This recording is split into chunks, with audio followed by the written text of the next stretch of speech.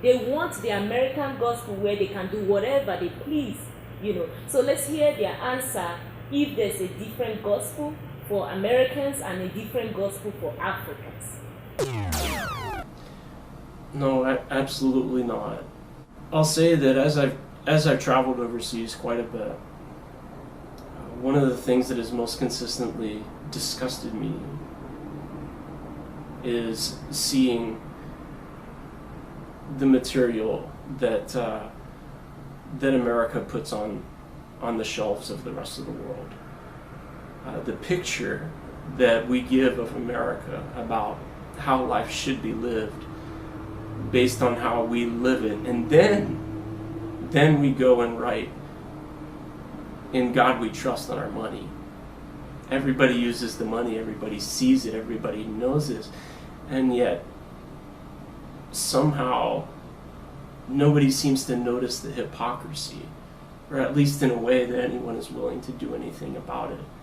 And that just breaks my heart. And I have to feel like God feels the same way. The gospel is the same, or at least it should be, whether you're talking about the gospel in America or Africa, Europe or Asia or anywhere. The gospel is the same because God is the same. And so the question really shouldn't be, how should we be living based on what they're doing, or how, I should be living, based on what anyone else is doing. Go back to the Word of God. That is our measuring stick for morality and character. Always. It's the only perfect standard. If you start looking to the world to show you how you should be living your life, it will direct you back to yourself every time, and that selfishness is going to also in turn bring corruption every time. Instead, when we look to God and His Word to direct us instead, we will instead find the results to be righteousness, peace, love, joy, all the fruits of the Spirit, and the things that come with His presence. I know that there are so many of you who think maybe you won't ever meet that special someone, and so why not just enjoy what you can now? Or why, in another way, you might say, well, why do I have to live for God when, the whole rest of the world isn't? There's the story in the Old Testament of one of the prophets who thought he was the only one left. And then God spoke to him and said, there are still however many thousand of you left. You might not get to see it in the advertising. You might not get to have a best friend who lives this way for God. You might not be surrounded with all the people that are left in this world living for the one true God. But that doesn't mean that you have to give up hope or faith or love, God's way of loving. Take courage. God is stronger, and He still has a remnant or a collection of us out there. You might not have met us before or heard, someone talking to you up close and personal about how to live a relationship God's way. But we're out there. You're never alone. Yeah. And if you start feeling like you're alone and like you need to just live your life like America supposedly lives her life, remember that what the media tells you isn't how America actually is. Yes, there are a lot of people sinning all around the world, but the media likes to proclaim that as if it's everyone. So. It's not everyone. Praise God. I like their answer. He said it's not everyone. The media like to make it seem as if everybody is living the wrong way, but it's just that's the agenda of the media. You know, they want to corrupt, they want to destroy, they want to promote the agenda of the devil. You know, but we know that it's not everybody that is living as the media portrays out there. So if you are at home, you are a Christian, don't feel like you are the only one keeping yourself for God. If God open your eyes, you will be surprised how many millions and millions and millions of people that are practicing the way of the Lord. Amen? Yeah. Okay. So my next question is for Joy.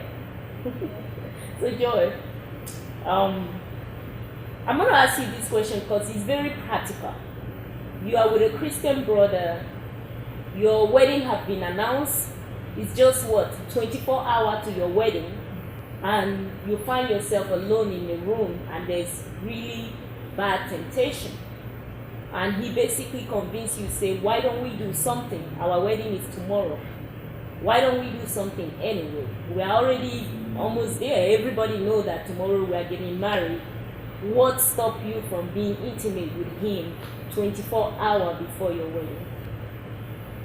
Individually, like what I will actually do is, I know I'm just there, just with him, but then I'm going to realize God is present there. At this point, you are not trying to kind of please man, even though I love him. I know I'm still kind of accountable to God. So the primary purpose here is the fear of God. If you have the fear of God, then you are like, oh, I would have normally done this, but because of God, I don't want to do it.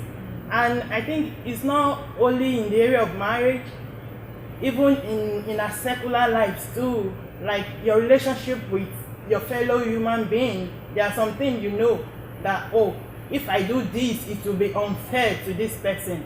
That's because you have the fear of God in you. So at that moment, I'd rather just look for a way of working out that, oh, if we've been able to come this far and we are just like 24 hours away, honey, we can wait.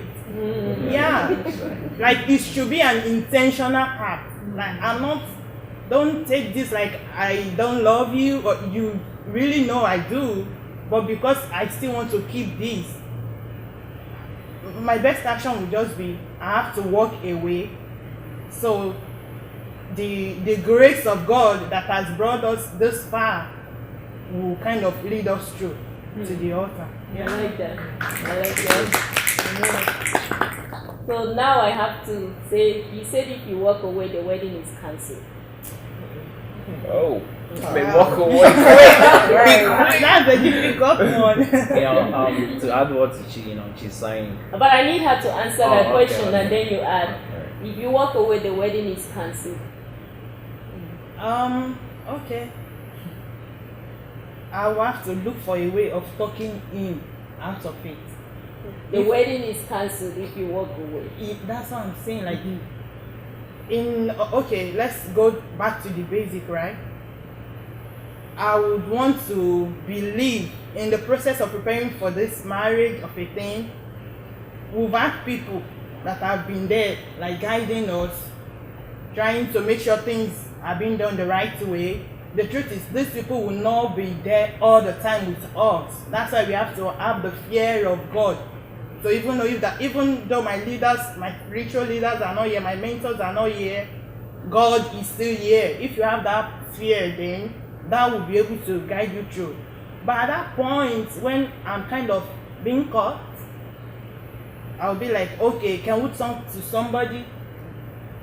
Those are like a supposed spiritual leaders that has been involved on this preparation with us. At that point, that will be my decision to say, okay, even before we go further, even if you still think we have to do this, let's speak to this person.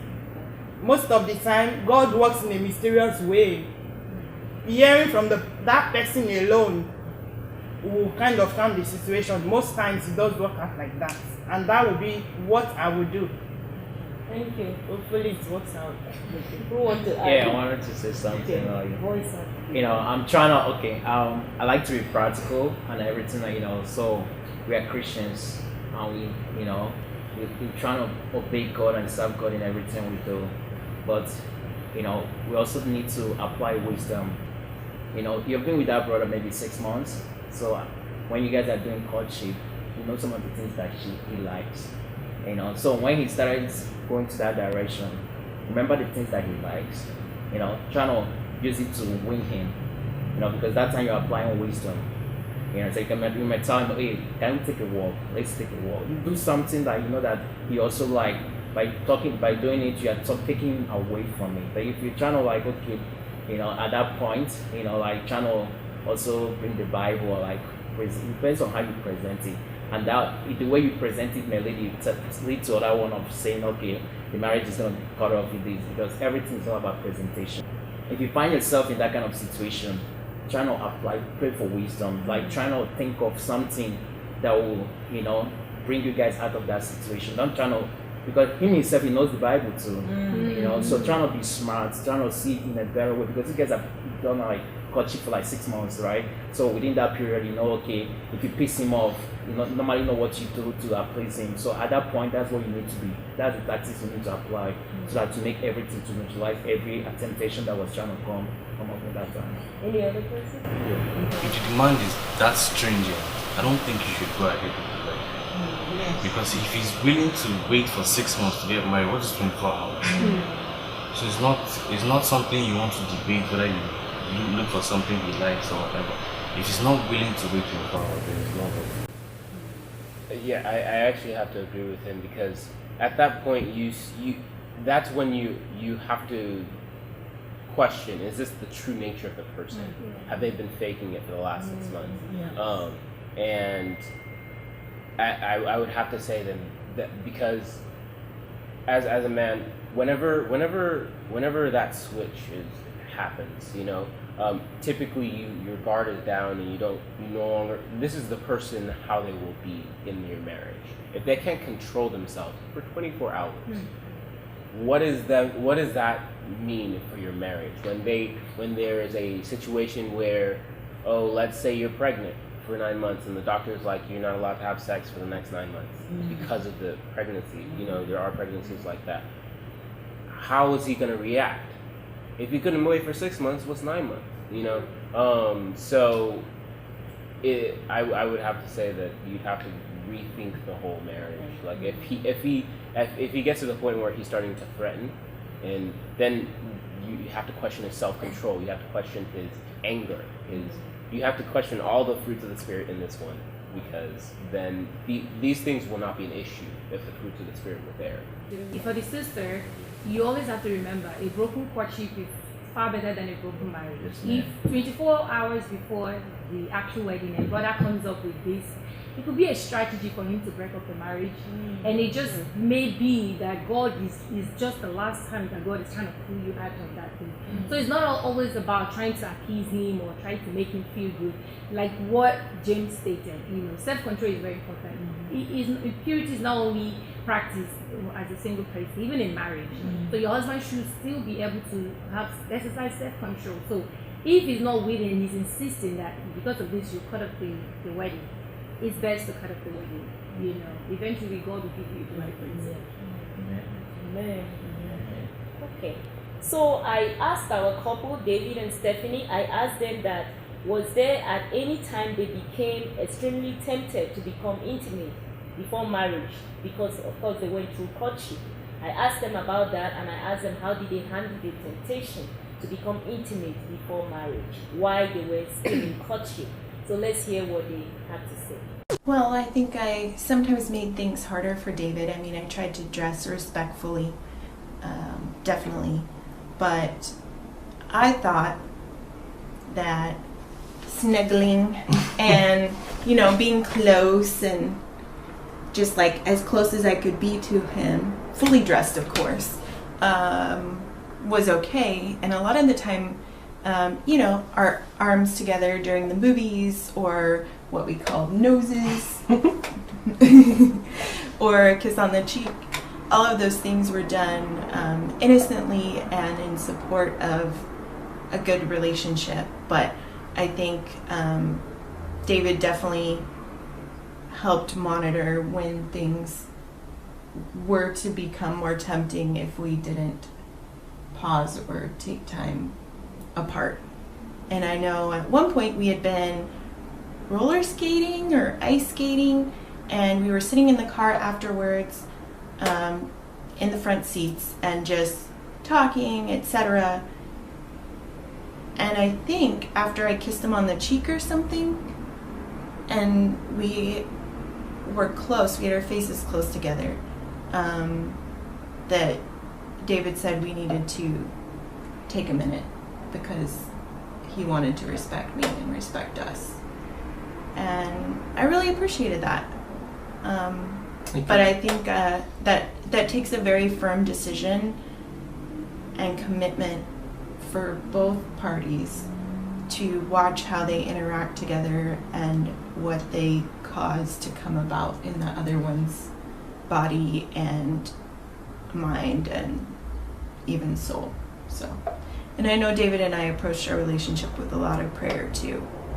We involved God from the beginning, and that's how he wanted it. Thank God for the man. Yeah. So I like a couple of things that Stephanie said. She talked about dressing. So I would like the women to address that. She talked about somebody being a monitor, a watchman for the relationship, and she spoke of prayer. So I want to start with the area of dressing. She said that dressing matters when you are in courtship. So can we address that? Sure. I'm not in courtship yet, but as a woman, our bodies are so special. Like the way God made us, like we have the power to really captivate someone and like just capture a man's heart just by the way we look in our dressing. So knowing that, it's like you being intentional about, okay, this thing I'm going to put on, is it going to invoke lust in this person? Is it going to make him want to just have me or something, because of what I'm putting on? So just being mindful and being intentional, because I know for me, this whole thing of modesty was a process, even after I gave my life to Christ and everything, there's some outfits I'll put on and I'm like, deep down, like, oh, you shouldn't be wearing this, like, it's just too revealing, do something about it. And I would still put it on. But it got to a point where I'm like, you know what, I can't really put it, I'm just not comfortable about it because I know it's gonna trigger loss. You might say, well, he can remove his eyes or he doesn't have to look at me. I'm not the only person, but come on now. I feel like guys are very visual and they see things. So if you're dressed in a provocative way, they're definitely going to see it. They might remove your eyes and everything, but they're still seeing it. So in order to help them, I think just being mindful of your outfit, even the form fitting and all of those things really count. And it takes the grace of God because we want to look good, we want to flaunt what we have and all of those things, but it still has to please God and also respect the other person. Any other sister contribute to that? Dressing matters in courtship? Yes, I would say it matters a lot too. But I'm just still like, when it comes to that, it can be deceiving sometimes.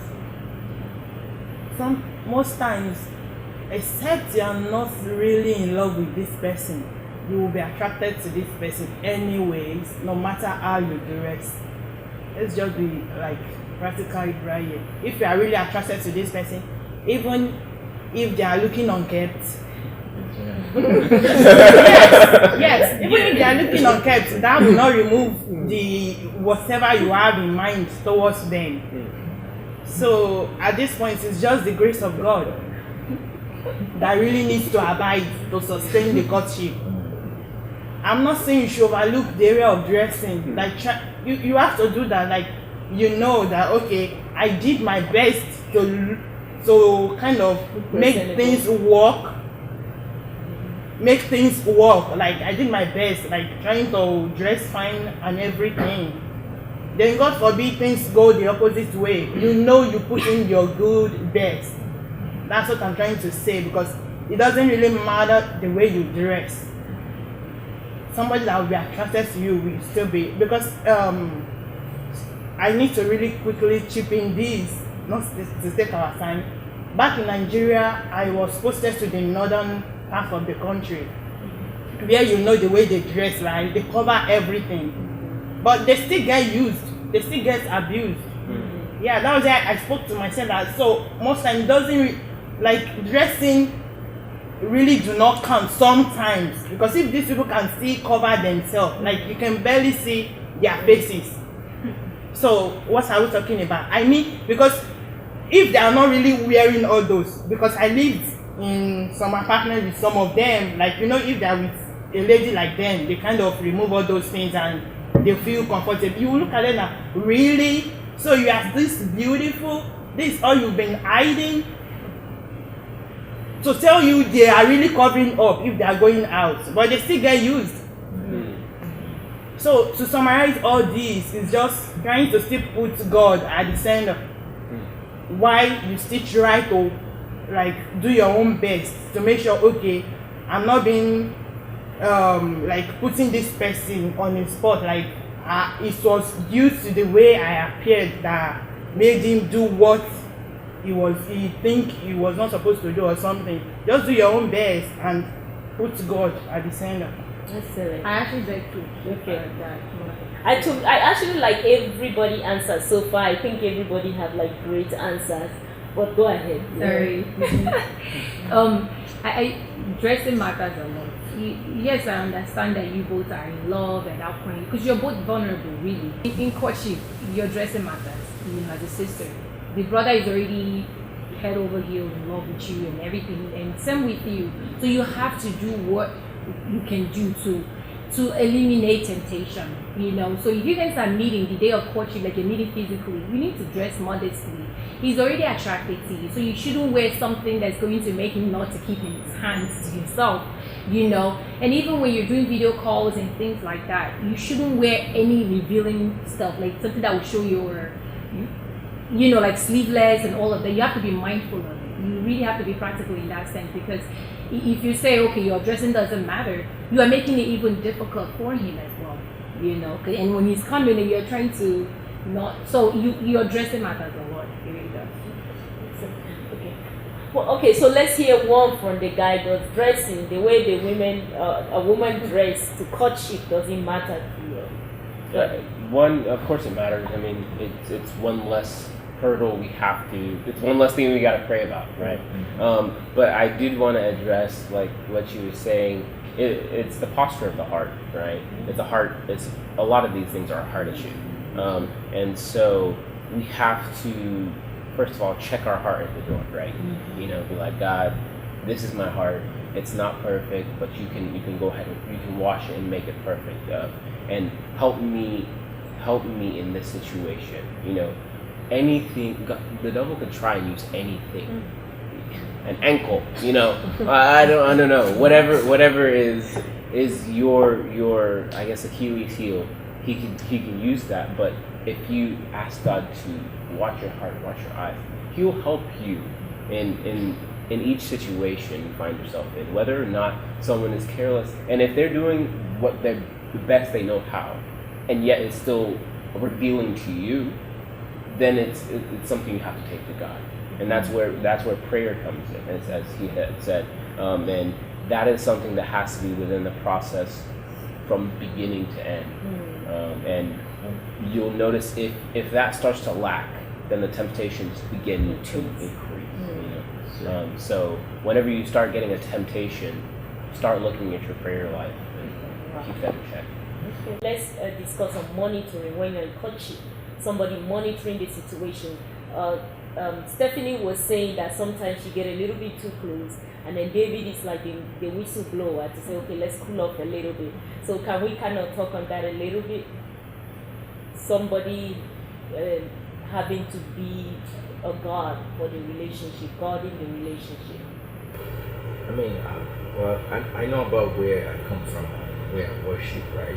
So, like, you have to choose a point of meeting, like where you meet for courtship. And most times, maybe it has to be like in a family's house, somewhere like where people are like way too busy, you know. Maybe it's a family house, these people are already married, they have kids. So whatever you discuss, people are moving around. So it's not like just you and the other person by yourself. So that kind of set as a guard for you. It's gonna be Like difficult. difficult difficult. That's what. It's gonna be very difficult to do something, not nice or something sinful in that situation. The word I've read over and over in this whole conversation is being intentional. And being intentional and making a decision. If you're not intentional, you can't even go far. And when you eventually settle down in your marriage, it still has a long way to go about keeping the purity of the family. So I would say that personally, as somebody who have been through courtship, thank God, successfully, monitoring doesn't prevent anything. I've come to realize that you could, if you like, you can spend your whole courtship in pastor's house. You can be in the field. You can be anywhere. Why those things are good? Those security are good, but it's gonna get to the point where it cannot prevent you from doing what you want to do. And so it boils down to you saying, I want to honor God. I want to make sure my marriage is blessed. And so whatever it takes to hold on until that I do take place, I will do it.